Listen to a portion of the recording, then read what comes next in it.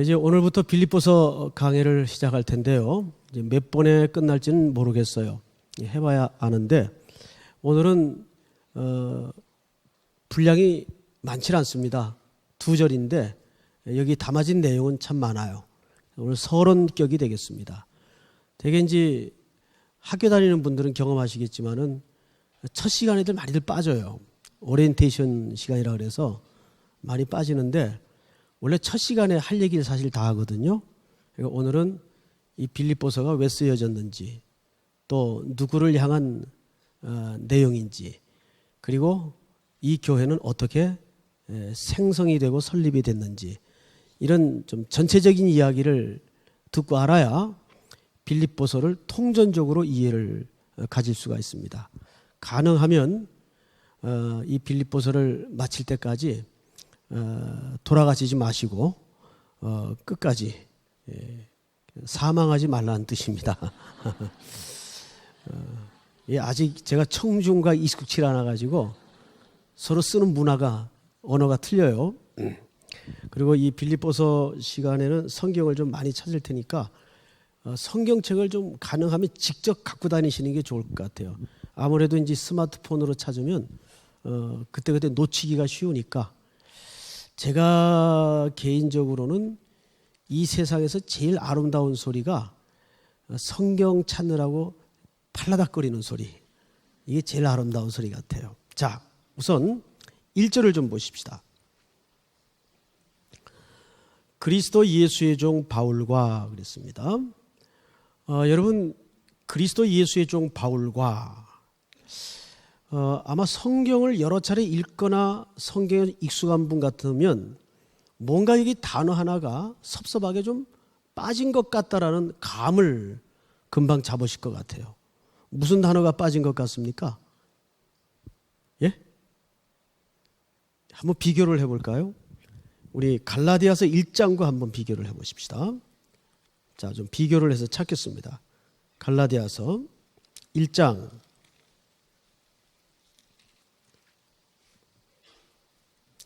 빌립보서 1장은 손으로 짚어두시고 1장 1절 한번 같이 읽겠습니다. 시작.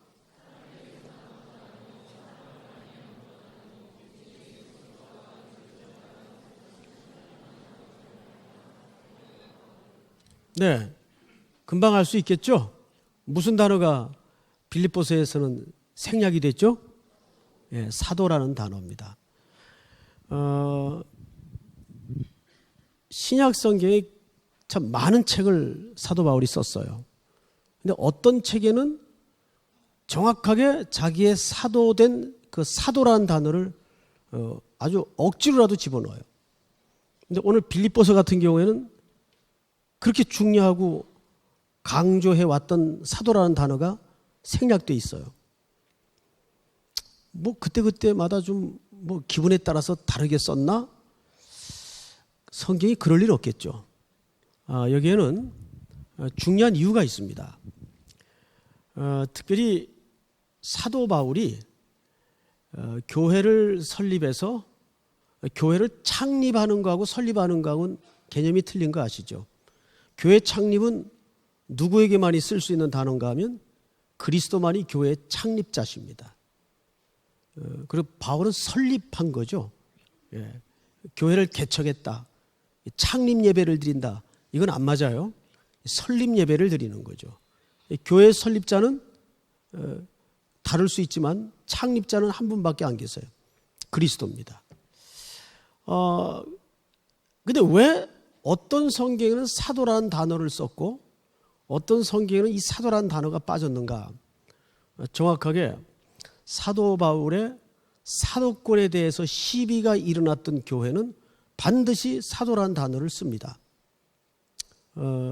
거기에는 이방인들이 주로 모여있는 교회가 아니고 거의 대부분 유대인들이 모여있는 교회일 경우에 그런 시비가 많았어요. 왜? 유대인들은 사도는 예수님에 의해서 직접 가르침을 받거나 사도로 임명된 사람만 사도인 걸로 알고 있었어요. 그래서 사도 바울이 사도라고 본인 스스로 자칭하고 돌아다닐 때 이 문제를 굉장히 불편해했어요. 네가 무슨 사도냐? 예수님에게 직접 가르침을 받은 적도 없는데. 그래서 이 문제가 가는 데마다 사도 바울의 괴로움이었어요. 근데 분명 바울은 사도입니까? 아닙니까? 사도입니다. 어떻게 사도냐? 다메섹 언덕에서 부활의 주님을 사도 바울이 만납니다. 맞죠? 그래서 그 부활의 주님으로부터 정식으로 사도로 부름을 받습니다. 그러니까 사도 바울의 사도권의 기원은 현장이 어디입니까? 다메섹 언덕이에요. 그러니까 이것을 학적으로 제일 먼저 세계 최초로 밝혀낸 분이 그 우리나라의 신학자인 김세윤 박사라는 분이 계세요. 그분 논문이 이 부분을 썼어요. 맨 먼저 독일어로 쓰신 걸 이제 영어로 번역해서 또 한국말로 재번역이 된 책인데 굉장히 중요한 학적 가치가 담긴 논문이에요. 사도 바울의 사도의 기원은 다메섹 언덕에서부터 출발을 한다. 거기서 누구를 만났기 때문이에요? 부활의 주님을 만나고 그 부활의 주님으로부터 부름을 받았기 때문에 바울은 늘 자기를 가르쳐서 이렇게 얘기하죠. 만삭되지 못한 자 같은 나에게도. 그러니까 일반 다른 사도에 비해서는 예수님과의 대면한 시간이 턱도 없이 부족하지만 분명 사도는 사도입니까? 아닙니까? 사도입니다. 그러면 그 문제가 왜 바울에게는 중요한 문제였는가? 본인의 어떤 권위 때문에 그런 말이 아니고 정확하게 자기가 전한 복음 때문에 그래요. 만약에 자기가 사도권이 흔들려 버리면 자기를 통해 전해진 복음마저도 어떻게 될 위험성이 있기 때문입니까? 무너질 위험성이 있기 때문에. 그러면 그렇지. 저 가짜인데 가짜가 전한 내용이 어련하려고 이렇게 된단 말이죠. 그래서 본인의 개인적인 어떤 권위를 높이거나 입장 때문이 아니라 자기가 전하는 그리스도의 복음 때문에 자기의 사도됨을 시비가 있는 교회마다 정확하게 인사말에 초입에 기록을 하게 되어 있습니다. 특별히 갈라디아 지방 같은 경우는 아시아 지역이기 때문에 그런 공격과 그런 시비가 굉장히 많았어요. 그런데 왜 빌립보에는 그런 시비가 없었을까요? 여기 사도라고 돼 있습니까? 안 돼 있습니까? 안 돼 있습니다. 그럼 빌립보 교회 성도들은 사도 바울의 사도권에 대해서 시비를 했다는 얘기, 안 했다는 얘기예요? 안 했다는 얘기예요. 왜 안 했을까요? 그 이유를 우리가 신약의 교회사에 해당하는 대목에 들어가서 한번 확인을 좀 해야 됩니다. 자, 신약에도 역사책이 있죠. 어느 책을 역사책이라고 할 수 있겠습니까? 사도행전입니다. 사도행전은 적어도 예수 그리스도의 12 제자를 통해서 실질적인 열매를 나타낸 책이 사도행전이에요. 우리 그 유명한 현장인 빌립보 교회가 처음으로 어떻게 시작이 되었는가를 배경을 좀 보도록 하겠습니다. 자, 사도행전 16장을 찾아보십시오. 성경을 다 찾으십시다. 사도행전 16장 11절.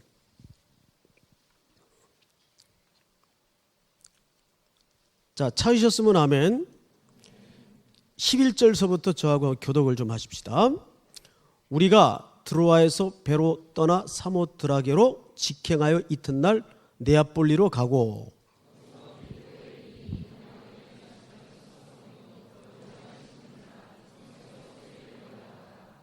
안식일에 우리가 기도할 곳이 있을까 하여 문밖 강가에 나가 거기 앉아서 모인 여자들에게 말하는데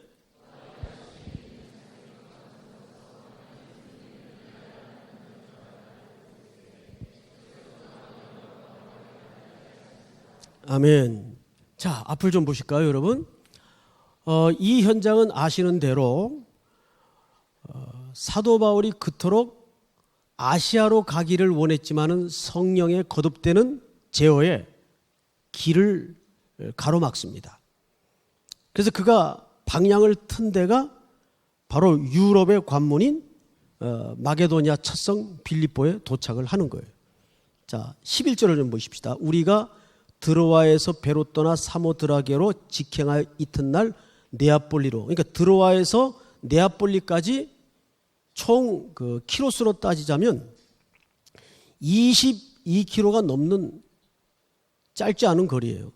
그 당시 모든 그 배의 기능이나 구조상으로 볼 때 이 정도 거리면 평균 며칠 정도를 전문가들이 잡냐하면 닷새 정도를 잡아요. 근데 이 닷새 걸리는 백기를 며칠 만에 가는가 한번 성경에 보십시다. 이튿날 네아폴리로 가고 며칠 걸렸다는 얘기예요.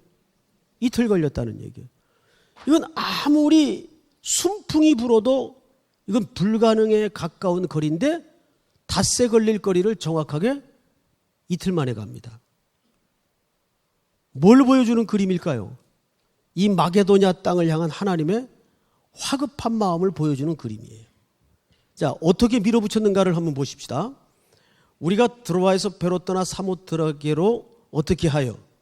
직행하여. 또 한번 앞을 보실까요? 직행했다는 말은 곧장 갔다. 스트레이트 온. 그 말일까요? 여기서 말하는 직행이란 뜻은 그런 의미가 아니고 빨리 갔다 그 말이에요. 빨리 갔다. 우리 엄마들이 애들 심부름 시킬 때 급한 심부름 같으면 심부름거리를 주면서 뭐라 그러죠? 너 곧장 갔다 와야 돼. 그러면 피터팬처럼 일직선으로 곧장 벽 뚫고 이렇게 갔다 오라는 얘기일까요? 그 얘기 아니죠. 너 곧장 갔다 와야 돼. 그러면 너 좌우로 한눈 팔지 말고 똑바로 빨리 갔다 와야 돼. 이 얘기죠. 여기 직행하여라는 말이 그런 의미입니다. 그러니까 아시아로 마음을 꿈꾸고 생각하고 계획을 하던 사도 바울의 의지를 내려놓게 해서 심지어는 무슨 방법까지 동원했어요? 환상을 보이는 방법까지 동원해서 그를 설득하여 주저앉힌 다음에 하나님의 원래 계획이었던 어디로 밀어붙인 겁니까? 마게도냐로 밀어붙인 거예요. 근데 혹자는 이 부분에 대해서 이런 논란을 일으키는 분들이 있어요. 야, 만약에 그때 사도 바울이 복음을 들고 원래 방향이었던 아시아 쪽으로 왔다면 지금 세계사는 엄청 달라졌을 것이다. 하나님은 참 불공평하다. 아시아는 사람들이 아니란 말이냐. 이런 식으로 이제 투덜대는 분들이 계신데 성경을 마저 읽어보면 아시아 쪽으로 다른 사람을 보내요. 베드로를. 베드로 전서에 보면 본도, 갈라디아, 갑바도기아 이쪽으로 누가 가 있는가 하면 이미 베드로가 그쪽으로 가 있습니다. 거긴 전부 어디 쪽입니까? 바울이 그렇게 가려고 했던 아시아 쪽이에요. 그러니까 하나님은 아시아를 홀대한 게 절대 아닙니다. 그쪽에는 보낼 사람이 따로 있었기 때문에 베드로를 보내고 이쪽으로는 누구를 보낸 거예요?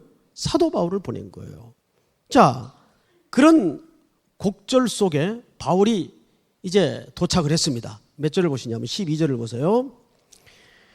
거기서 어디 도착을 합니까? 바로 오늘 우리가 이제 공부하게 될 빌립보에 도착을 하게 됩니다. 이르니 이는 마게도냐 지방의 무슨 성이라고 되어 있어요? 자, 이 첫 성이라는 말이 무슨 뜻일까요? 도착해서 첫 번째 성이다 그 말이 아니고 여기서 말하는 첫 성이라는 것은 으뜸 가는 성이다. 가장 대표적인 성이다 그 말이에요. 그래서 앞으로 성경에서 숫자로 어떤 부분을 묘사하거나 수식하거나 설명할 때는 그거를 잘 이해를 해야 됩니다. 여기서 말하는 것은 순서상의 첫 성을 말하는 게 아니라 가장 큰 상징적인 성이다 그 말이에요. 어디가요? 빌립보가. 그만큼 빌립보는 마게도냐 지역에서 중요한 곳이었습니다. 자, 또 볼까요? 마게도냐 지방의 첫 성이요. 또 로마에 뭐로 돼 있어요? 식민지라. 이 성에서 수일을 유하다가 안식일에 우리가 기도할 것이 있을까 하여 문밖 강가에 나가 거기에 앉아서 모인 여자들에게 말하는데, 자, 사도 바울이 기도처를 찾고 있었어요. 원래 가는 곳마다 회당을 찾았죠. 근데 여기 기도처를 찾았다는 것은 회당이 없었다는 얘기입니다.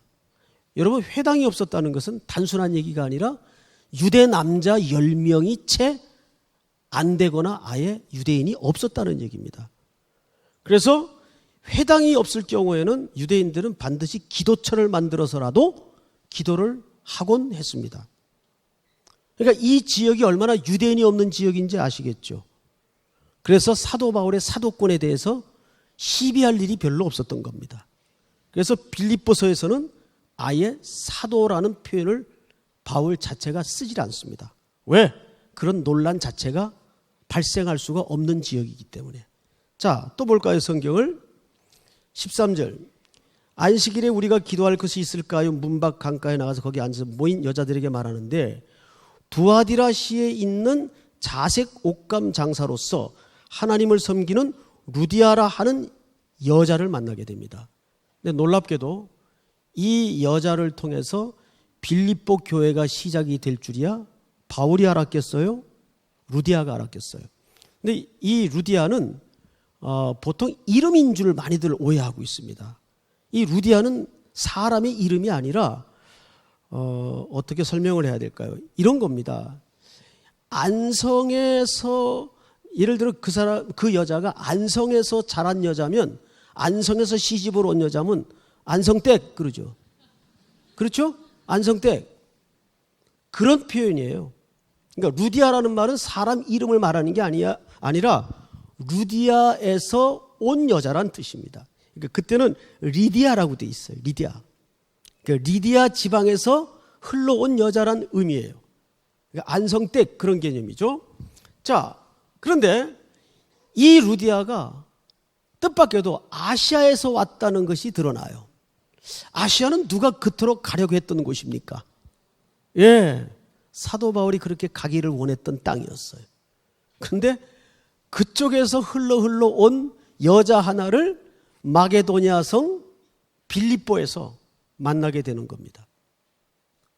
노사연 씨가 부른 만남이라는 유명한 복음송이 있습니다. 우리의 만남은 우연이 아니야. 여기서 한 가지 질문을 할게요. 이 루디아가 교회 개척하러 왔을까요? 돈 벌러 왔을까요? 돈 벌러 왔죠. 또 믿음 좋은 분들은 개척하러 왔다고 자꾸 웃겨요.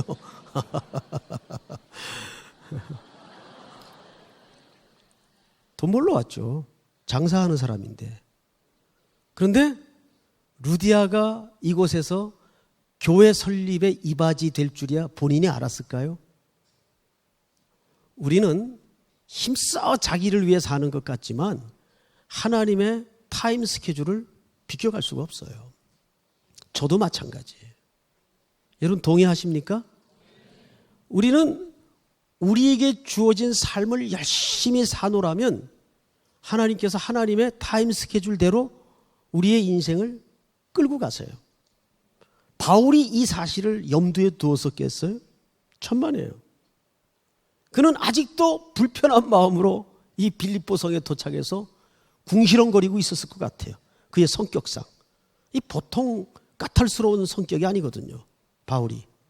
다투기 좋아하고 못 참고 분기탱천해서 댕댕거리고 좀 이런 성격이거든요. 그런데 강권적인 하나님의 환상 속에 어쩔 수 없이 자기의 계획을 내려놓고 왔는데 기도할 곳조차 마땅치 않아요. 뭐 이런 데를 다 보냈나? 근데 거기에 그렇게 가려고 했던 아시아에서 흘러온 여자 하나를 만납니다. 근데 이분이 재력이 있는 분이었어요. 그래서 결정적으로 빌립보 교회가 이렇게 시작이 됩니다. 자, 그런데 이것은 빌립보 교회가 생성된 배경이었다면 두 번째는 이 빌립보라는 원래 지역에 대해서 여러분들이 이해를 좀 가져야 돼요. 빌립보는 BC 360년경, 그러니까 BC면은 예수님 탄생 전을 얘기하는 겁니다. 얼마나 오래전이에요? BC 360년경에 알렉산더의 아버지 필립 2세가 이 빌립보를 점령을 해요. 근데 이 빌립보는 원래 엄청난 야만족들이 모여서 험하게 살던 땅입니다. 거기를 필립 2세가 점령을 해서 그 다음에 누가 왕위를 물려받는가 하면 알렉산더가 왕위를 물려받아요. 그 와중에 이 그리스가 이 빌립보 땅에다가 엄청난 문화 탈바꿈을 시킵니다. 철저하게 그리스 문화를 심기 시작해요. 그런데 그게 쉽게 잘 안 되죠. 왜? 그 땅은 이미 야만인들이 오랜 세월 동안 터잡고 살던 땅이기 때문에 힘의 위세에 눌려서 점령은 당했는데 그런 야만 문화가 뿌리 뽑혀지질 않는 거예요. 아들 알렉산더도 이 일을 제대로 하질 못했어요. 그러다가 시간이 흐르면서 이 땅에서 엄청난 전쟁이 일어납니다. 세계사에 남는 전쟁이 일어나요. 로마와 그리스가 붙어요. 그런데 앞불사 그리스가 로마에게 당합니다. 그래서 이 땅은 로마 군인에 의해서 점령이 돼요. 주인이 바뀐 거죠. 제일 먼저는 누가 야만족을 제압해서 점령했던 땅입니까? 필립 2세입니다. 그래서 이 지역 이름이 빌립보가 된 겁니다. 빌립보라는 것은 필립이라는 말의 복수형이에요. 그러니까 우리말로 풀어 쓰자면 이런 뜻이죠. 작은 샘들이란 뜻입니다. 작은 여러 개의 샘들. 그만큼 이 지역 자체가 물이 좋고 정말 탐스러운 땅이었어요. 그래서 역사적으로 많은 강대국들이 이 땅을 항상 노렸습니다. 그리고 그리스가 얼마 동안은 그렇게 통치하면서 그리스의 문화로 바꾸어 나가려다가 뜻대로 되지 않는 와중에 로마가 이 땅을 먹어버립니다. 알렉산더가 져요. 로마가 이 땅을 차지하고 났는데 차지하면 될 줄 알았는데 그리스가 골머리를 좀 알았겠구나. 도대체 이 땅이 그 야만스러운 문화가 바뀌질 않는 거예요. 이때 로마가 국리를 하나 냅니다. 안 되겠다 싶어서 로마의 퇴역 장성들, 로마는 항상 그 일상을 전쟁과 해가지고 해가 뜨던 나라이기 때문에 퇴역 군인들, 퇴역 장성들이 국민의 절반을 차지할 정도로 엄청난 숫자를 보유하고 있었어요. 이들이 항상 군인은 아닐 거 아니에요. 현역에서 은퇴한 퇴역 군인들과 퇴역 장성들에게 아주 천지가개벽할 미션을 하나 줍니다. 빌립보 지역으로 집단 이주해서 로마의 문화와 로마의 정신을 꽃피워내면 누구든지 로마 시민권을 부여한다. 그 당시에는 로마 시민권을 얻는 게 온 세계 국민들의 열망이었어요. 요즘처럼 미국 시민권 하나 얻기 위해서 얼마나 그 미국 땅에 사는 이민자들이 고생을 합니까? 시민권은커녕 영주권 얻기도 힘들잖아요. 고생들 많이 하거든요. 십몇 년씩 그 땅에서 세금 내고 벌어먹고 살아도 영주권이 안 나와서 고통하는 한인들이 굉장히 많거든요. 이게 미국 정권이 바뀔 때마다 아주 논란의 이슈가 되어 왔죠. 그런데 로마 정부가 무슨 정책을 폈는가 하면 퇴역 장군들과 퇴역 군인들에게 집단으로 이 빌립보 지역에 이주를 시켜서 로마 시민권을 부여하고 그 로마 국민들이 꼭 아니래도 돼요. 누구든지 이 땅에 와서 로마의 문화와 로마의 가치와 로마의 정신을 구현해내는 사람은 시민권을 부여하는 거예요. 근데 그걸 미리 줘요. 미리 시민권을 받고 그 땅에 이제 거주를 시작하는 겁니다.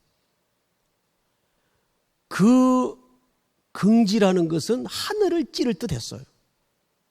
로마의 시민권자로서 이 빌립보 야만의 땅에 로마의 문화와 로마의 가치와 로마의 철학과 로마의 문명을 우리는 구현한다.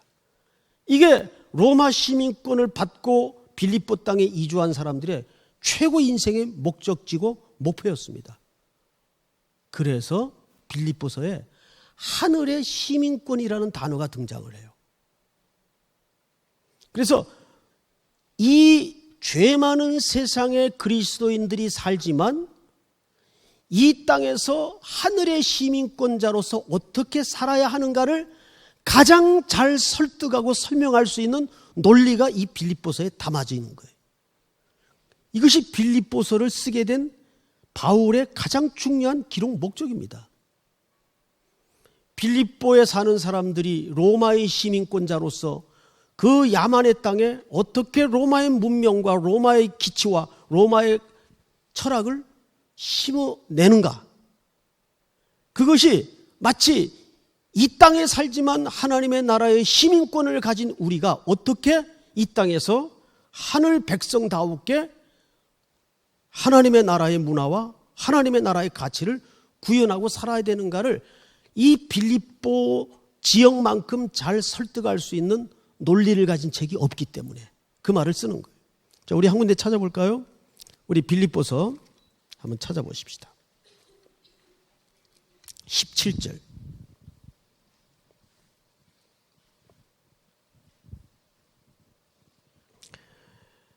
저 교독을 합니다. 형제들아, 너희는 함께 나를 본받으라. 그리고 너희가 우리를 본받는 것처럼 그와 같이 행하는 자들을 눈여겨보라. 시작.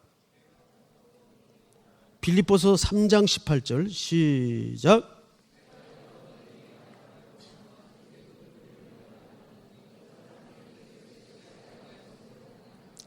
그들의 마침은 멸망이요 그들의 신은 배요 그 영광은 그들의 부끄러움에 있고 땅의 일을 생각하는 자라.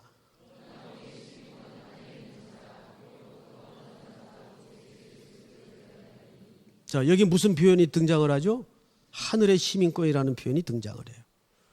우리 그리스도인의 삶이 똑같단 말이에요. 빌립보 지역의 그 야만의 문화와 야만의 땅에 사는 사람들이지만은 로마의 시민권을 가진 사람들로서 어떻게 빌립보 땅에 로마의 문화를 꼽혀야 할 것인가라는 논리처럼 우리 하늘의 시민권을 가진 자가 이 땅에서 어떻게 그리스도인으로서 살아야 될 것인가를 이 논리만큼 잘 설득할 수 있는 구조가 없기 때문에 빌립보서가 이렇게 쓰여지는 거예요. 이해가 되죠, 여러분? 자, 이제 1장으로 다시 가세요. 1장. 그리스도 예수의 종 바울과 이제 여기 사도라는 말이 왜 빠졌는지에 대해서 여러분들이 이제 이해가 됐을 겁니다. 그 다음에 여기 좀 선뜻 납득되지 않은 배열이 하나 있어요. 뭐냐면 그리스도 예수의 종 바울과 디모데는, 자, 여러분 앞을 좀 보실까요? 바울과 디모데, 우리가 그냥 성경에 흔히 배열된 구조기 때문에 익숙해서 이거 이상하게 여겨지지 않아 보일 텐데 이 이름의 순서는 사실상 언어도단입니다. 말이 안 되는 배열이에요. 바울과 디모데는 무슨 관계입니까? 부자지간이에요. 제자예요. 영적으로 낳은 아들이에요. 여기 디모데 이름 빼도 누구 하나 시비 걸 상황이 아니에요. 그리고 이 헬라 시대나 로마 시대 유대인들의 이름을 표현하는 관습 속에는 이 배열은 굉장히 무리한 배열입니다. 왜? 디모데와 바울의 관계는 부자지간을 넘어서 제자와 스승의 관계예요. 그런데 지금 예수 그리스도의 종 바울과 디모데는 이 배열이 동격으로 놓아지고 있어요. 그래서 이 빌립보서 쓴 목적을 이 순서 속에 보여주고 싶었던 겁니다. 뭘까요? 이 속에는 굉장히 중요한 사도 바울 나름대로의 그 영적인 계산이 담겨져 있는 거예요.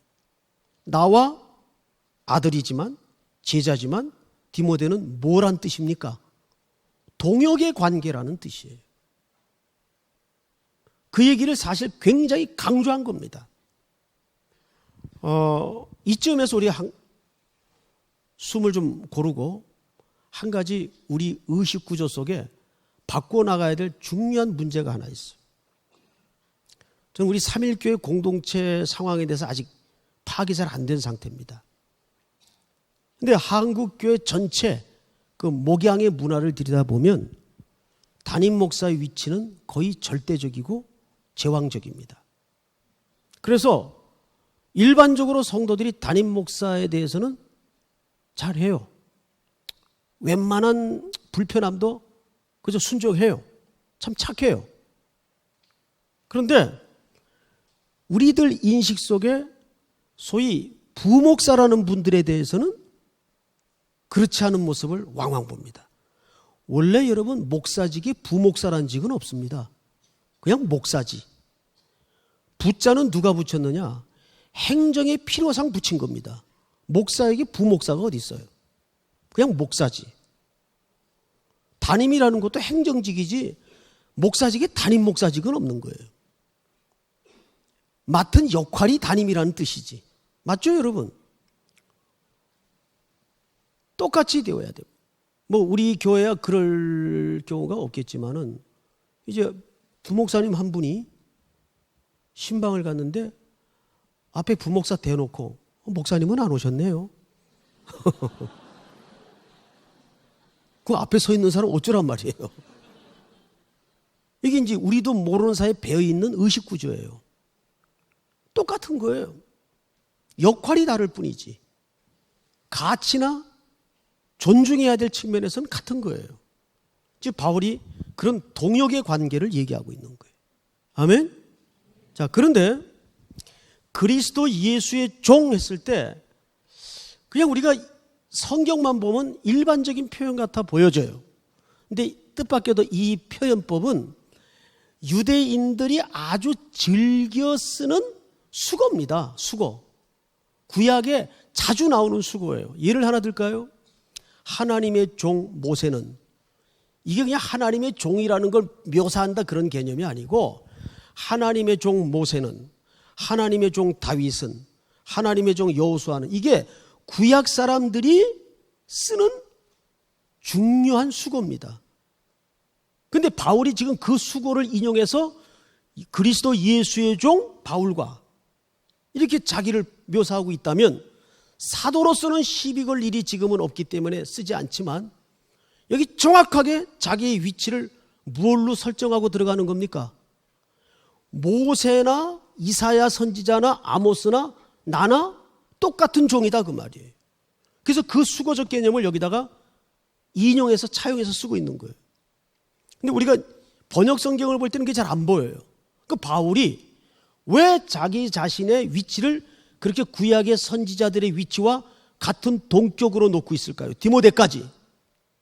지금부터 내가 전할 복음, 지금부터 내가 할 사역이 누구의 권위로부터 시작된다는 걸 말하고 싶은 겁니까? 하나님의 권위로 말해지고 일해질 것을 이렇게 천명하는 겁니다. 아멘?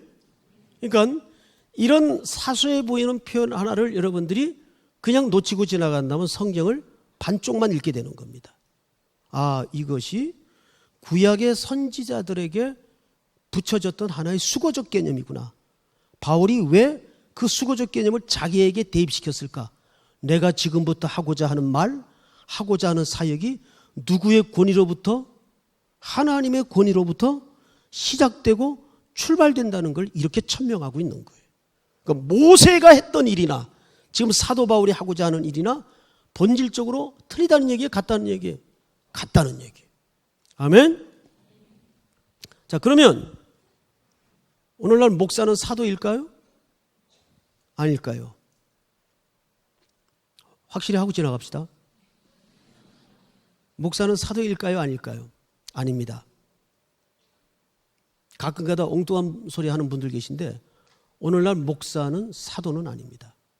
사도는 정확하게 예수 그리스도와 생활을 했거나 예수 그리스도로부터 직접 가르침을 받았거나 한두 가지 조건이 맞아야 돼요. 그래야 사도입니다. 그러니까 사도는 지나갔어요. 목사는 사도는 아니에요. 그냥 하나님의 말씀을 전하는 종일 뿐입니다. 자, 이거는 그냥 지나가는 잔소리처럼 듣고 그냥 잊어버리셔도 됩니다. 자, 1절을 다시 보십시다. 예수 그리스도의 종 바울과 디모데는 그리스도 예수 안에서 빌립보에 사는 모든 성도와 또한 감독들과 집사들에게 편지하노니. 이제 앞을 보세요. 거기 지금 순서를 보시면 제일 앞에 대상을 쓰는데 제일 앞에 나온 명칭이 누굽니까? 성도예요. 자, 이것은 교회가 무엇냐를 정의하는데 굉장히 중요한 순서입니다. 여러분, 교회 주체는 누굽니까? 목사입니까?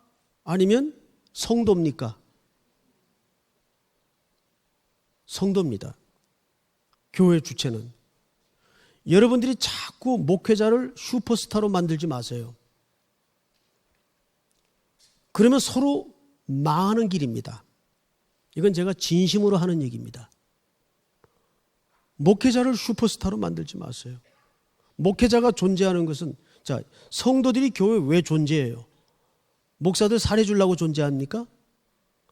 여러분들이 사례 안 줘도 목사는 안 굶어요. 중요한 것은 저희가 여러분들 때문에 여기 존재하는 겁니다. 동의하십니까, 여러분? 자, 이 부분 확실히 하고 지나가십시다. 고린도전서 3장을 넘기세요. 고린도전서 3장.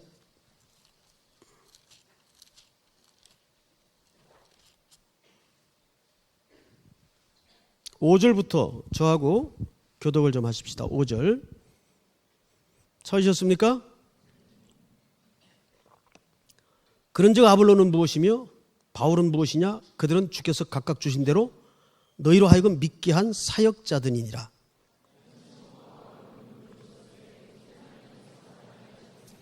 그런즉 심는 이나 물주는 이는 아무것도 아니로되 오직 자라게 하신 이는 하나님 뿐이니라.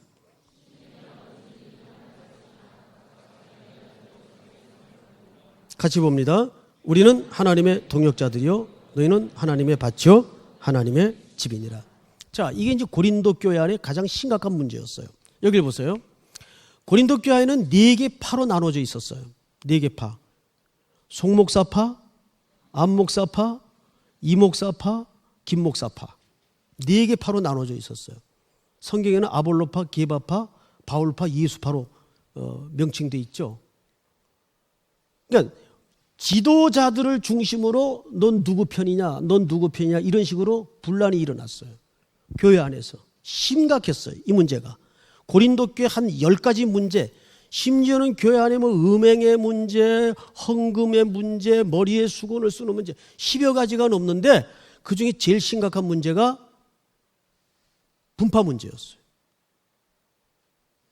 교인들이 이런 분란 속에 슬슬 지쳐가기 시작하는 거예요. 이거 뭐야? 교회 왔더니 은혜도 못 받고 내가 왜 맨날 저 사람 저 찡그리 인상 봐야 되고 아유 나 안 해. 그리고 하나님께서 그들에게 맡긴 일을 하나씩 집어던지기 시작했어요. 이때 사도 바울이 이 편지를 고린도 교회 성도들에게 쓴 거예요. 게바가 누구냐? 아볼로는 뭐냐?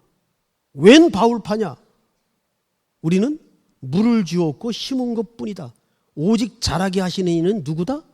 하나님이다. 근데 우리가 어디서 이제 헷갈리냐 하면 여기서 헷갈려요.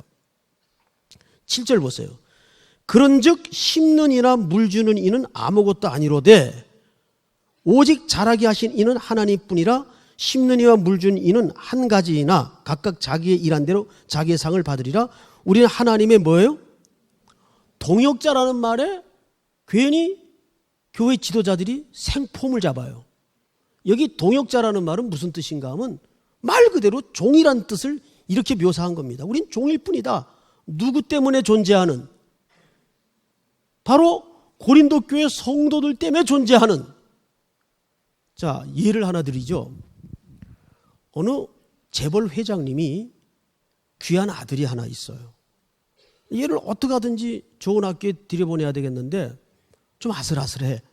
그래서 과외를 시키는데 미국에서 비행기로 선생님을 매달 한 달에 한 2차례씩 실어다가 엄청난 개런티를 줘가면서 과외를 시켜요.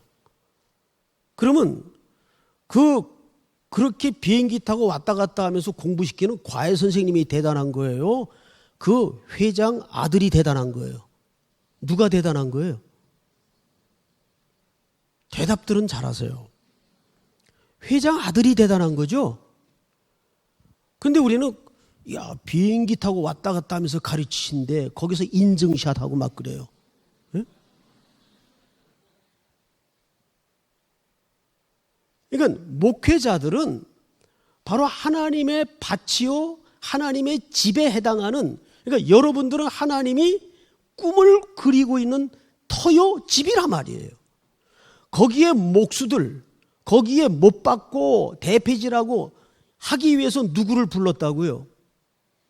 저희들을 부른 거예요. 그러니까 주체가 누구예요? 그래서 저희들은 여러분들에게 그렇게 친절할 필요가 없어요, 사실은. 예? 엄밀한 의미에서 좀 사납게 굴어야 그게 맞는 겁니다. 부르신 주인의 의도대로 만들어야 되기 때문에 그게 맞는 거예요. 사도 바울이 여기서 이런 얘기를 합니다. 9절 보세요. 우리는 하나님의 종들이요, 동역자들이요, 너희는 하나님의 밭이요, 하나님의 집이라. 이 집을 짓고, 이 집이 뭐예요? 하나님이 지금 교회란 말이 교회. 이 집을 아름다운 집으로 만들기 위해서 대패쟁이, 못 박는 사람 갖다가 불러놓은 거라고요. 근데 왜 자꾸 목회자를 중심으로 우상화 노름을 하고 왜 사람을 자꾸 높여요? 우리 삼일교회는 앞으로 이런 거 안 해야 돼요. 제가 이 새로 만든 이 홈페이지에도 보니까 거기 제 얼굴이 전면에 올라가 있더라고요. 그거 내리라 그랬어요. 예? 그거 왜 거기다 올려요? 송태근이가 뭐 중요하다고? 내가 이거 빈말하는 거 아니에요, 진짜. 그런 사소한 것 하나서부터 좀 바꿔가야 돼요. 이쁘고 아름다운 사람들이 여기 얼마나 많아요. 멋진 청년들 얼마나 많아요. 여러분들 얼굴 갖다 올리세요, 거기다가. 예? 왜 제 얼굴을 거기다 갖다 올려요? 정말 그건 아니에요, 여러분. 자, 마지막으로 빌립보서 1장 2절로 다시 갑니다. 2절 다 같이 읽겠습니다. 시작.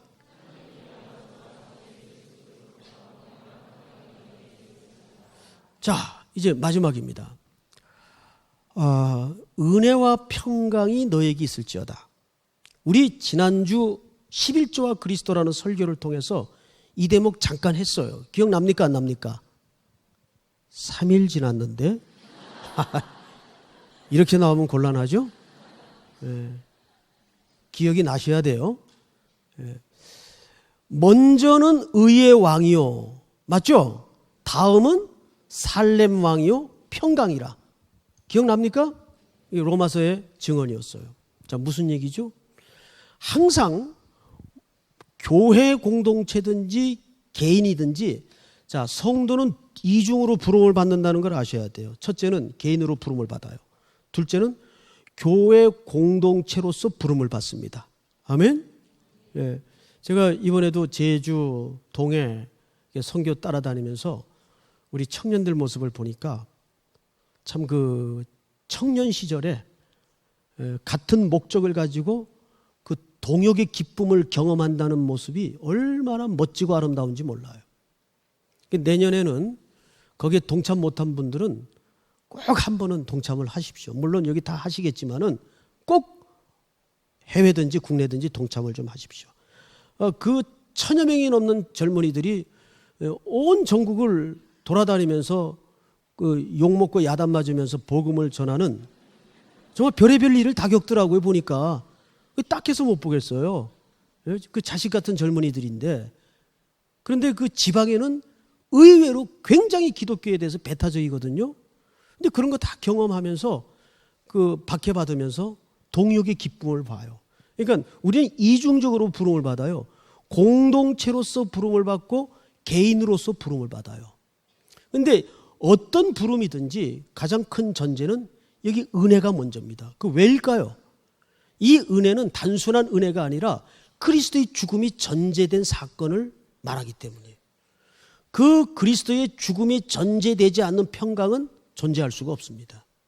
그게 교회의 가치의 시작이고 우리 모든 성도들 개개인의 가치의 시작이어야 돼요. 그래서 성도는 어떤 사건, 어떤 경우 앞에서도 교만할 이유가 없어요. 교만할 수가 없어요. 왜? 우리 존재가 십자가에서 다시 시작된 존재이기 때문에, 그리스도의 죽음으로부터 출발된 새로운 생명들이기 때문에 거기에서 세상이 대체할 수 없는 평강을 경험하는 거예요. 그 젊은이들이 욕 먹어가며 자기 돈 써가면서 시간 투자해가면서 그 욕을 먹고도 또 밤에 모여서 따로 또 집회를 해요. 난 내가 감당이 안 돼. 그 보면은 체력들도 보통 좋은 게 아니에요 보니까. 어제는 기도 막 하지 말라 그러는데도 계속 기도를 해가지고 그냥 난 나와버렸어요 그냥. 힘들어가지고. 대단들해요. 그러면서 제가 참 감격이 있어요. 이렇게 귀한 청년들 정말 하나님 말씀으로만 한 15년 잘 닦아놓으면 이거 뭐가 될까? 응? 이거 뭐가 될까? 빨리 늙고 싶어. 이게 궁금해. 진짜예요. 응? 이제 빌립보서를 통해서 하나님께서 그 귀한 동역의 기쁨을 경험케 하실 겁니다. 우리 삼일교회 모든 공동체가 멋진 빌립보 같은 교회로서 순종하고 결단하는 은혜가 있기를 축복합니다. 우리 찬송하십시다.